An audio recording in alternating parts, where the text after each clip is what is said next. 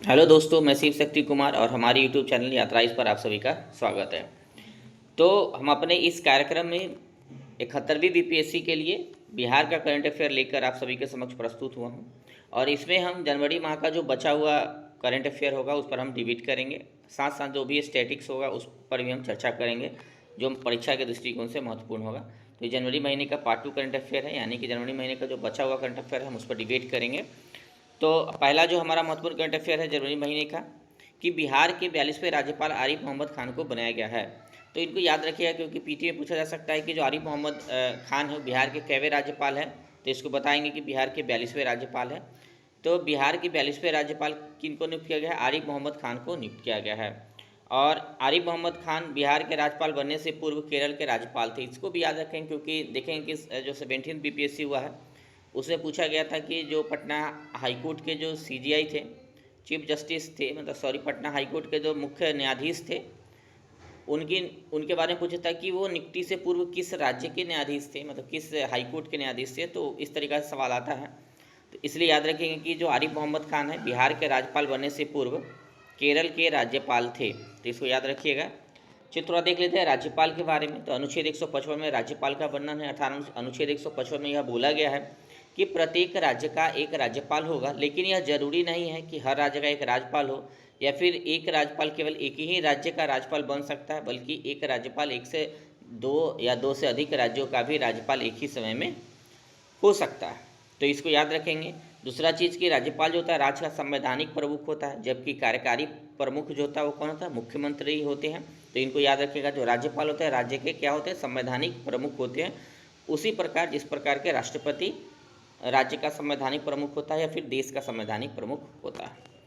तो चलिए देखते हैं, राज्यपाल बनने की जो न्यूनतम आयु है 35 वर्ष है। इसको याद रखेंगे कि राज्यपाल बनने की जो न्यूनतम आयु है कितना है? 35 वर्ष है।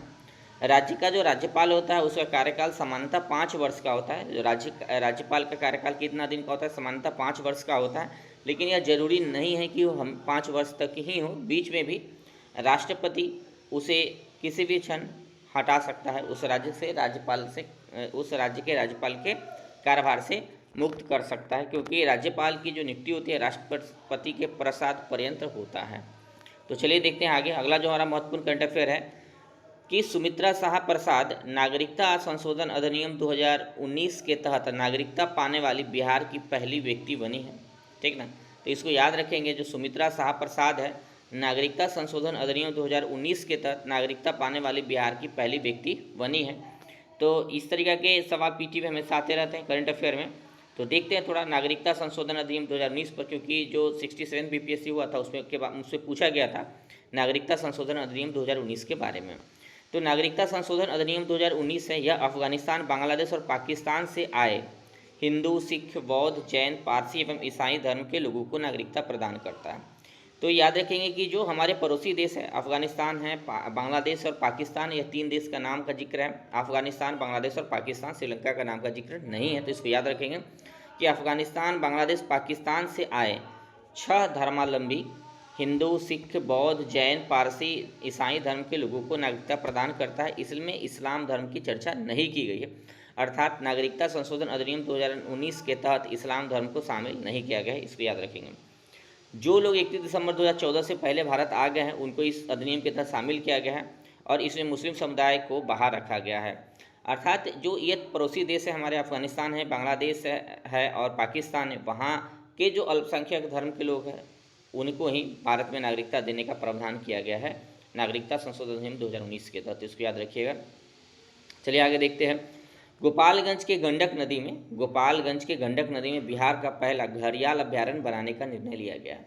तो गोपालगंज है, गोपालगंज में गंडक नदी प्रवाहित हो रही है, और गोपालगंज में जो गंडक नदी है उसी में क्या बनाया जाएगा? घड़ियाल अभ्यारण्य बनाने का निर्णय लिया है बिहार सरकार के द्वारा।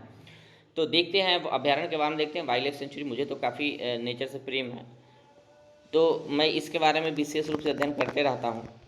तो वाइल्ड लाइफ सेंचुरी की जो स्थापना होती है, वन्यजीव अभ्यारण्य की स्थापना 1972 के एक्ट के तहत होता है। 1972 का जो वन्यजीव संरक्षण अधिनियम है उसी के तहत वन्यजीव अभ्यारण्य होता है, उसकी स्थापना किया जाता है।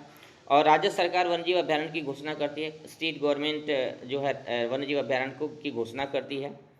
और बनाने का निर्णय लेती है। साथ में वन्य जीव अभ्यारण्य में राष्ट्रीय पार्क की तुलना में कम प्रतिबंध होता है। जैसे कि राष्ट्रीय पार्क होता है वहाँ पूर्णतः ग्रेजिंग हो गया, जैसे चराई हो गया, या फिर एग्रीकल्चर हो गया, फिर माइनर फॉरेस्ट प्रोडक्ट हो गया, ये सब पर पूर्णतः प्रतिबंधित होता है। मतलब वहाँ ये सब चीज़ें, एक सब एक्टिविटी नहीं हो सकती है।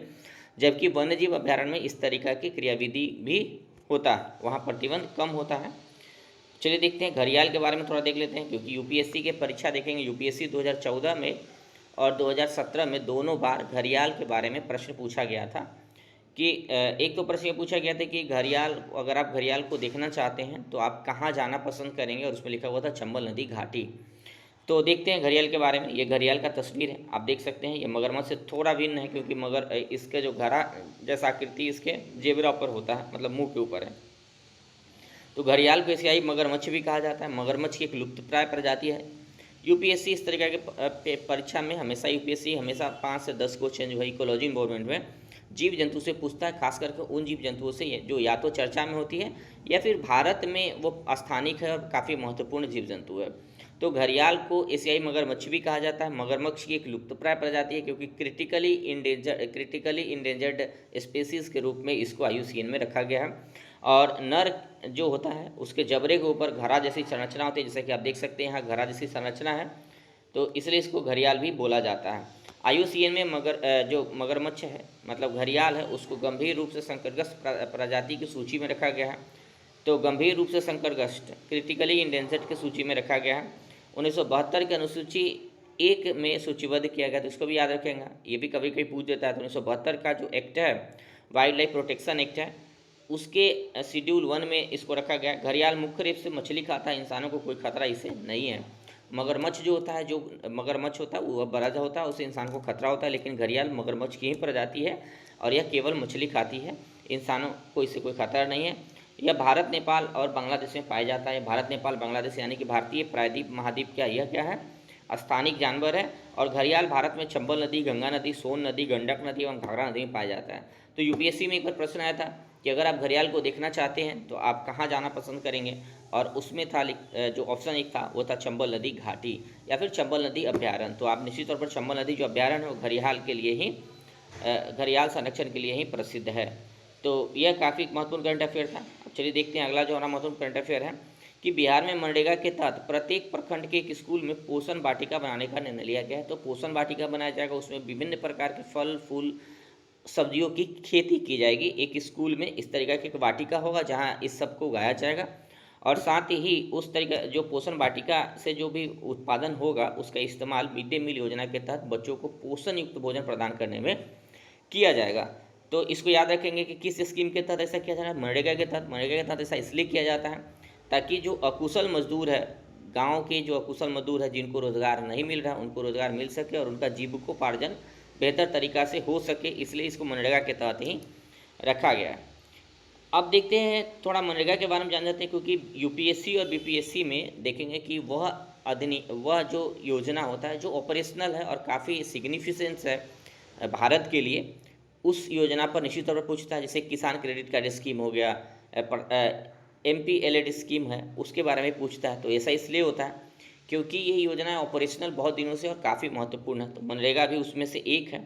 तो देखते हैं मनरेगा के बारे में। मनरेगा एक केंद्र प्रायोजित योजना है, तो इसको याद रखेंगे, केंद्र प्रायोजित योजना है, केंद्रीय योजना नहीं है। केंद्र प्रायोजित योजना है, अर्थात इसमें केंद्र सरकार और राज्य सरकार दोनों की तरफ से फंड मिलता है। मनरेगा को 2005 में लाया गया था और 2006 से यह प्रभावी है, इसको भी याद रखेंगे। 2005 में लाया गया था और 2006 से इसको प्रभावी है। ग्रामीण विकास मंत्रालय का अधीन आता है, तो इसको याद रखेंगे, यह ग्रामीण विकास मंत्रालय का अधीन आता है। आपको लिख सकता है कि पंचायत राज विकास मंत्रालय, ऐसा नहीं है, ग्रामीण विकास मंत्रालय के अधीन मनरेगा आता है। मनरेगा के तहत जो अकुशल ग्रामीण परिवार है को कम से कम 100 दिनों का रोजगार की गारंटी दिया जाता है। अभी रोजगार को मनरेगा ला के कानूनी अधिकार बनाया गया, अर्थात अगर किसी व्यक्ति को रोजगार नहीं मिलता है तो उसको भत्ता पाने का कानूनी अधिकार है। अगर उसको वह भी नहीं मिलता है तो वह अनुच्छेद 226 के तहत हाईकोर्ट में रिट दायर कर सकता है। बात समझे कि नहीं, क्योंकि उसका यह कानूनी अधिकार है। और जैसा कि आप जानते हैं कि कानूनी अधिकार का अगर उल्लंघन होता है तो अनुच्छेद हम 226 के तहत हाईकोर्ट जाते हैं, जबकि मूल अधिकार के उल्लंघन में हम अनुच्छेद 32 के तहत सुप्रीम कोर्ट और 226 के तहत हाईकोर्ट दोनों जगह जा सकते हैं। दोनों आर्टिकल हमारे उपयोगी होता है। तो मनरेगा के तहत 100 दिनों का रोजगार मिलता है, और यह जो है ग्रामीण क्षेत्रों के लिए, शहरी क्षेत्रों के लिए नहीं है, तो इसको भी याद रखें क्योंकि पीटी पूछा जा सकता है। और अगर किसी व्यक्ति को रोजगार मांगने के 15 दिनों तक रोजगार नहीं मिलता है तो उसको बेरोजगारी भत्ता भी दिया जाएगा। तो इसको याद रखिएगा, यह स्कीम के बारे में पूछा जा सकता है, काफ़ी महत्वपूर्ण स्कीम है। अब देखते हैं बिहार के जो खेल विश्वविद्यालय उसको यूजीसी से मान्यता प्राप्त हुआ है। तो यूजीसी यूनिवर्सिटी ग्रांट कमीशन से मान्यता प्राप्त हुआ है खेल विश्वविद्यालय। आप देख सकते हैं, तस्वीर है बिहार खेल विश्वविद्यालय का। ये बिहार खेल विश्वविद्यालय कहाँ है? राजगीर में है, तो इसको याद रखें, राजगीर नालंदा जिला में है। यूजीसी की धारा 2F के तहत मान्यता प्रदान की गई। तो कभी कभी यूपीएससी जो बीपीएससी जो है पूछ लेता है इस तरीके के फैक्चुअल चीज़ें भी, तो इसको याद रखेंगे। यूजीसी एक्ट है 1956 में आया था, उसी 1956 के तहत जो एक्ट आया था उसी एक्ट के धारा 2F के तहत यह मान्यता प्रदान की गई है। और मान्यता मिलने से इसको लाभ क्या होगा? तो मान्यता मिलने से लाभ यह होगा कि विश्वविद्यालय अब जो शैक्षणिक कार्यक्रम है उसको संचालित कर पाएगा। तो बहुत सारे जो शैक्षणिक कार्यक्रम है उसको संचालित करने में सक्षम होगा। खेल विश्वविद्यालय के बारे में जान जाते हैं। तो बिहार में जो खेल विश्वविद्यालय बनाया गया है राजगीर नालंदा में बनाया गया। इस खेल विश्वविद्यालय का प्रथम कुलपति सेवानिवृत्त IAS अधिकारी शिशिर सिन्हा को बनाया गया। तो इसको भी याद रखेंगे, पूछा जा सकता है कि इस विश्वविद्यालय का प्रथम कुलपति सेवानिवृत्त IAS अधिकारी शिशिर सिन्हा को बनाया गया है। तो किसको बनाया गया, इस करके सवाल आ सकता है। चलिए आगे देखते हैं। अगला जो हमारा महत्वपूर्ण करंट अफेयर है कि बिहार राज्य के श्रम संसाधन विभाग द्वारा कौशल विश्वविद्यालय की स्थापना करने के लिए प्रस्ताव तैयार किया गया है। तो जो स्किल यूनिवर्सिटी है उसकी स्थापना बिहार सरकार करने जा रही है। अभी यह तो तय नहीं हुआ कि किस जगह पर बनेगी, इसलिए सिर्फ हमारे लिए ये करंट अफेयर अभी उतना महत्वपूर्ण नहीं है। फिर भी कौशल विश्वविद्यालय बनने से एक लाभ यह होगा कि बच्चों को स्किल मतलब ट्रेनिंग दिया जाएगा बिहार में, और बिहार में जो मानव संसाधन है, जनसांख्यिकीय लाभांश है, उसका हम उपयोग करेंगे बिहार राज्य को विकसित बनाने में, जिसका लक्ष्य 2047 रखा गया है। चलिए आगे देखते हैं। बोधगया में तितली उद्यान की स्थापना की गई है। तो बोधगया में तितली उद्यान की स्थापना की गई। आप लोग के समक्ष तस्वीर है, देख सकते हैं इसको, कि एक बटरफ्लाई जो पार्क है उसको बोधगया में बनाया गया है। और पर्यावरण वन एवं जलवायु जो परिवर्तन विभाग बिहार सरकार है वह इसकी देखरेख संरक्षण करता है। तितली उद्यान को वन विभाग और कोलकाता की नेचर वेल्स संस्था द्वारा संचालित किया जाता है। तो ये भी याद रखिएगा कि एक नेचर वेल्स संस्था है कोलकाता के, और बिहार सरकार का जो पर्यावरण वन जलवायु परिवर्तन विभाग है उसके द्वारा इसका संचालित किया जाता है। और तितली उद्यान भी एक प्रकार के वन्यजीव संरक्षण अधिनियम की तरह ही है। वन्यजीव जो उद्यान होता है उसी की तरह इसका भी सारी विशेषताएँ होती है। चलिए आगे देखते हैं। इसरो बिहार में आपदाओं की निगरानी करेगा। अभी क्या हुआ कि इसरो की एक संस्था है अंतरिक्ष अनुप्रयोग सेंटर, जिसको स्पेस एप्लीकेशन सेंटर SEC भी बोला जाता है, और बिहार राज्य आपदा प्रबंधन प्राधिकरण, जिसको मैंने पूर्व के वीडियो में इस पर चर्चा भी किया है कि इसकी स्थापना कब हुई थी और क्यों महत्वपूर्ण है। साथ ही बिहार मौसम केंद्र के बीच एक समझौता हुआ है, और इस समझौता में यह तय हुआ है कि बिहार में जो आपदाएँ आती हैं, इतना सारा प्राकृतिक आपदाएँ बिहार जो है जूझता है, बाढ़ हो गया, भूकंप हो गया, लाइटनिंग हो गया, इन सारी प्राकृतिक आपदाओं से बिहार जो है पीड़ित राज्य रहा है। तो उसकी निगरानी के लिए अब इसरो का जो SEC है, अंतरिक्ष अनुसंधान केंद्र है, उसके बीच समझौता हुआ है कि निगरानी इसरो द्वारा किया जाएगा। यह समझौता आपदा पूर्व चेतावनी में मदद करेगी, बाढ़ से भी सुरक्षा प्रदान करेगी, साथ साथ आपदा प्रबंधन में बिहार का मदद करेगी, डेटा उपलब्ध कराएगी और शोध कार्य भी संपन्न होगा। क्योंकि जो बच्चे बिहार में आपदाओं पर शोध करना चाहते हैं उनके पास अब एक डेटा उपलब्ध होगा इसरो के SEC सेंटर में, या फिर इसरो के पास, वहाँ जाके वो डेटा का इस्तेमाल करके बिहार में बाढ़ के कारण और बिहार में जो भी आपदाएं आ रही है, नेचुरल आ रही है, फिर मैनमेड आ रहा है, उस पर वो रिसर्च करने में सक्षम होंगे। तो इसरो के बारे में थोड़ा देख लेते हैं। इसरो की जो स्थापना हुई है 15 अगस्त 1969 में हुई थी। इसका हेड क्वार्टर जो है इसरो का, इसका head quarter Bengaluru. Doctor Vikram Sarabhai को अंतरिक्ष कार्यक्रम का जनक भी माना जाता है। तो इसरो के बारे में ये याद रखें कि इसरो की स्थापना 15 अगस्त 1969 को हुआ था। हेड क्वार्टर बेंगलुरु कर्नाटक में है, और डॉक्टर विक्रम साराभाई को अंतरिक्ष कार्यक्रम का जनक भी माना जाता है। दूसरे सवाल आता है कि डॉक्टर विक्रम साराभाई, या फिर एक सवाल आता है कि अंतरिक्ष कार्यक्रम का जनक किसे माना जाता है, तो डॉक्टर विक्रम साराभाई को माना जाता है। अब थोड़ा स्पेस एप्लीकेशन सेंटर के बारे में देख लेते हैं, जो इसरो की एक संस्था है, और यही संस्था स्पेस एप्लीकेशन सेंटर ही बिहार में अभी जो आपदा प्रबंधन के लिए, आपदा पूर्व चेतावनी के लिए सहयोग किया है, आपदा निगरानी के लिए समझौता किया है। तो स्पेस एप्लीकेशन सेंटर की स्थापना 1972 में इसरो के अंतर्गत किया गया था। इसका हेड क्वार्टर अहमदाबाद गुजरात में है, और स्पेस एप्लीकेशन सेंटर का मुख्य काम जो है सैटेलाइट से जुड़ा हुआ पेलोड का निर्माण करना है, और साथ साथ सैटेलाइट के निर्माण में उसके एप्लीकेशन के निर्माण में यह महत्वपूर्ण भूमिका का निर्वहन करता है। चलिए देखते हैं 85वां अखिल भारतीय पीठासीन अधिकारी सम्मेलन का आयोजन बिहार विधानसभा में संपन्न हुआ। तो इसको याद रखिएगा, यह 85वां अखिल भारतीय पीठासीन अधिकारी सम्मेलन का आयोजन बिहार विधानसभा में हुआ और लोकसभा अध्यक्ष ओम बिरला द्वारा इसका अध्यक्षता की गई। तो ओम बिरला जी जो है उनके द्वारा इनकी अध्यक्षता की गई है। अखिल भारतीय पीठासीन अधिकारी सम्मेलन का प्रथम आयोजन शिमला में 1921 में हुआ था और बिहार में यह तीसरी बार इसका आयोजन हुआ। इससे पहले बिहार में 2 बार आयोजन हो चुका है और इससे पहले बिहार में 2 बार जो आयोजन हुआ है उसमें एक बार आयोजन जो है 1964 में और एक बार 1982 में हुआ। चलिए देख लेते हैं अगला जो हमारा महत्वपूर्ण करंट अफेयर है कि नाइट हेरॉन पक्षी को बिहार के वाल्मीकि टाइगर रिजर्व में देखा गया है। तो जो नाइट हेरॉन पक्षी है, आपसे इस बात सीधा सकता है कि नाइट हेरॉन पक्षी को बिहार के किस रिजर्व में देखा गया है। बहुत सारे जो वन्यजीव अभ्यारण्य उसका नाम दिया जा सकता है ऑप्शन में, तो आप याद रखेंगे इसको कि बिहार के जो वाल्मीकि टाइगर रिजर्व है उसमें नाइट हेरॉन पक्षी को देखा गया।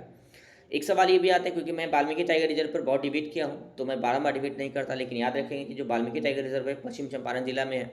बिहार का एकमात्र टाइगर रिजर्व है, बिहार का एकमात्र टाइगर रिजर्व और एकमात्र नेशनल पार्क भी है। तो इसको याद रखिएगा कि बिहार का एकमात्र टाइगर रिजर्व और एकमात्र नेशनल पार्क भी है। चलिए आगे देखते हैं। आगे देखते हैं कि इसरो के देख रेख में लीडार तकनीक का उपयोग कर राजगीर की प्राचीन सुरक्षा दीवार का मानचित्र एवं 3D मैप तैयार किया जाएगा। तो इसके लिए भी समझौता किसके तहत हुआ है, तो इसरो के तहत हुआ है। तो आपसे एक सवाल आ सकता है कि जो प्राचीन राजगीर का दीवार है उसके मानचित्रण एवं 3D मैप तैयार करने के लिए बिहार सरकार द्वारा किस संस्था के साथ समझौता किया गया। तो वहाँ कई संस्थाओं का नाम दिया जा सकता है, तो उसमें याद रखें कि जो इसरो है उसके साथ ऐसी समझौता की गई है। तो एक तो कि देख लेंगे कि जो राजगीर में सुरक्षा दीवार है ये मगध साम्राज्य के दौरान इसका निर्माण किया गया था। तो इसको याद रखेंगे, मगध साम्राज्य के दौरान इसका निर्माण किया गया था। हमारे पास एक टेक्नोलॉजी है जिसका चर्चा यहाँ हुआ है। अब चूँकि साइंस टेक्नोलॉजी बीपीएससी के लिए काफ़ी महत्वपूर्ण होता है, तो बीच बीच में अगर इस तरीके की तकनीक आती है तो उस पर डिबेट कर लेते हैं, क्योंकि यह सीधा फुल फॉर्म में पूछा सकता है लीडार के बारे में। तो लाइट डिटेक्शन एंड रेजिंग ये टेक्नोलॉजी का नाम है लीडार का। यह जो होता है दूरी माप की तकनीक है जो लेजर टेक्नोलॉजी की मदद से किसी वस्तु या सतह तक की दूरी तथा उसकी आकृति 3D मैप का बहुत सटीक रूप से आकलन करती है। तो हम ऑपरेशनल इसका नॉलेज देख लेते हैं, जैसे कि लेजर किरण है। लेजर किरण को किसी वस्तु या सतह की तरफ भेजा जाता है और क्या होता है कि वह वस्तु उस मतलब यह जो किरण हम लेजर किरण को भेजते हैं उस वस्तु से वह टकरा के आती है। तो भेजने और आने मतलब जाने और आने के बीच में जो दूरी का गैप होता है उसी दूरी के माध्यम से कंप्यूटर में क्या करते हैं कि उस वस्तु की दूरी कितना है, उसका ऊंचाई कितना है, उसका आकार कितना है, इसका पता लगा के एक 3D मैप के द्वारा उसको चित्रण किया जाता है और काफ़ी तेज होता है प्रक्रिया। यही किसी को लीडार तकनीक बोलते हैं। तो रडार भी एक आप पढ़े होंगे रडार के बारे में, रडार टेक्नोलॉजी के बारे में। लीडार में क्या होता है कि लाइट डिटेक्शन है, तो हम लेज़र तकनीक के द्वारा ऐसी कार्यक्रम को संपन्न करते हैं और उस वस्तु का आकार के बारे में पता लगाते हैं, दूरी ऊंचाई के बारे में पता लगा लेते हैं और उसका कंप्यूटर के माध्यम से एक बेहतर मैपिंग कर लेते हैं। और यह भी पता लगाते हैं कि वह जो दीवार है कितना बड़ा था, कितना बड़ा है, क्या है, नहीं है, और वो पहले कैसी थी। तो इस सभी चीज़ों का पता लग जाता है। तो ये हमारा करंट अफेयर था और आप सभी को thank you for watching me.